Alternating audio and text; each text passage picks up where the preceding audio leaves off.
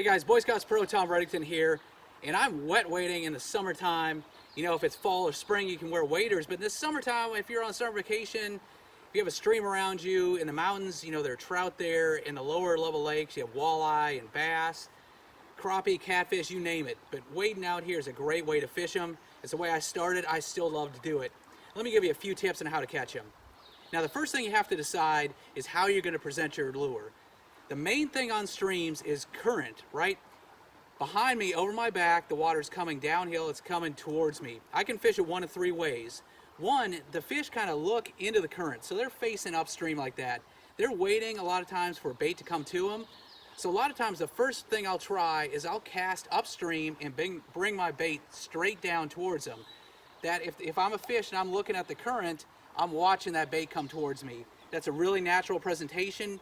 You don't have to do a whole lot, just cast directly upstream, let your bait float down, just kind of reel with the current. It looks natural to the fish. Now the other way, I can throw against the current, I can throw downstream, and that current's gonna push hard against my bait.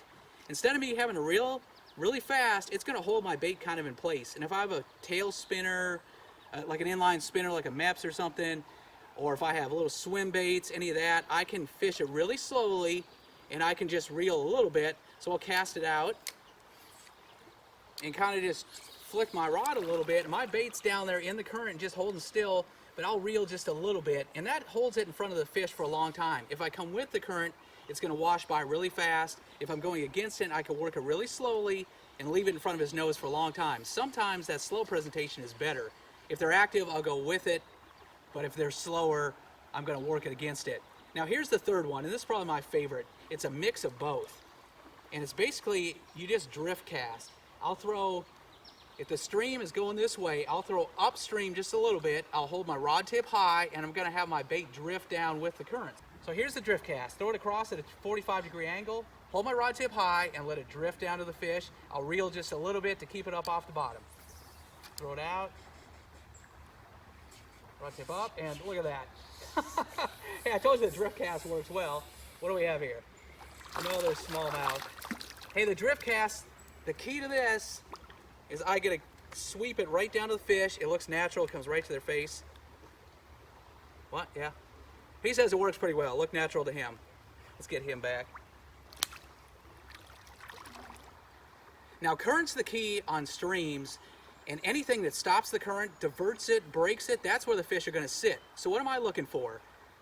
I'll look for, like over my shoulder, you see a rapids there. A rapids just where it gets really shallow. Once it comes out of that, it gets deep again, so it's going to be slower moving water. Anywhere where that fast current meets slow is good. So the start of a rapids, the end of a rapids. You see some big rocks and boulders in the water, little riffles behind me. That breaks up the current. The fish sit right behind that and hide. Same thing if any logs are in the current or laying in the current, that's good. And we're shallow water, we're standing, so I'm knee deep here. On the other side, it's about waist deep. It's a little deeper. Where it goes from shallow to deep is good. Basically anything that's irregular. If it's just a straight section of stream, no bends or anything, no depth change, it's all the same current, probably not that good. If you get a big bend, that's good. That's really good. The bends are great. The start of a rapids, the end of it, that's great.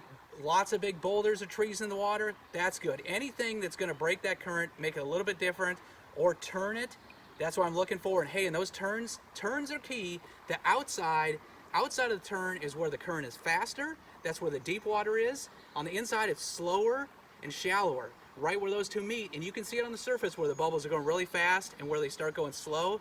That little seam right there, that's key. So decide if the fish want it upstream, downstream, or adrift, and then throw it anything where the fast current meets shallow water and slow moving water. That's where you're going to find your fish. Oh man, good one. Whoa. Hey, we're fishing right at the end of a rapids, right?